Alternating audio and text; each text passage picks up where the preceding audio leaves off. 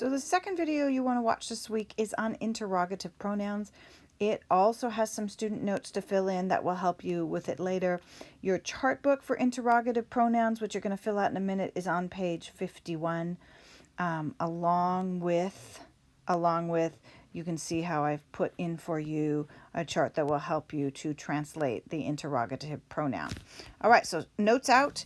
Interrogative pronouns are simply pronouns that introduce a question about the identity of a person or thing.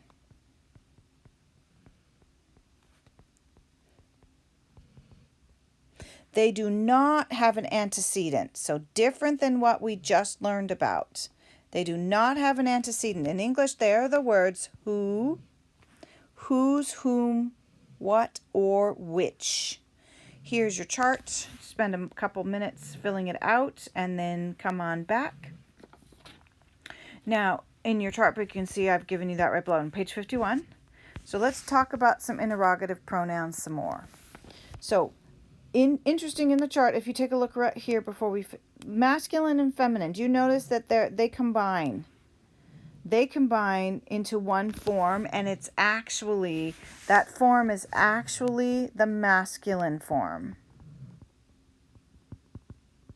And all forms are the same as the relative pronouns, except for the nominative singular. Because, of course, there's only the masculine version. Okay, so that's why we do these together today, because the interrogative pronouns and the relative pronouns are very similar, except remember, relative pronouns do not take an antecedent. Okay, the preposition cum attaches itself to the ablative form. So quo, cum, quibus cum. So they'll be on the end. It means with whom. Okay, so you get to see that word a lot. With whom. All right, remember, it is an interrogative pronoun, not an adjective. If you look at the top of your page, it does not say interrogative adjective. So we are not answering questions, which one, what kind, how many. If the question is asking about a person, a masculine, feminine pronoun is used. If the question is asking about a thing, of course, things, a neuter pronoun will be used. So the masculine, feminine forms are translated as who or whom, because those are our people words. And the neuter forms are translated as what or which. Okay. So when translating from English to Latin, it may help you to restate the question into a statement in order to determine the case the pronoun should be in, substituting a noun in place of the interrogative pronoun. So question, what did Grandma make for breakfast? Here's our interrogative pronoun, right? And we would put that in the neuter because breakfast is a neuter, it's about a thing, right? It's not who did Grandma make for breakfast, but what did Grandma make for breakfast? So if you turn it into a statement, and I just substituted something for what? Grandma made eggs for breakfast. Once I've changed it into a statement, it's really easy to see that eggs here should be in the accusative.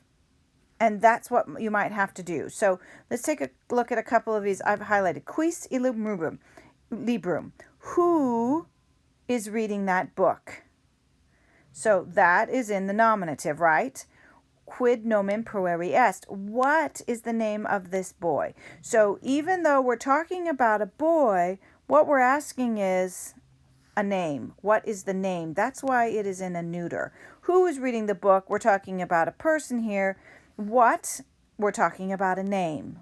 We're not asking what boy, like which boy. We're asking what is the name. So cui flores dadisti. To whom did you give the flowers?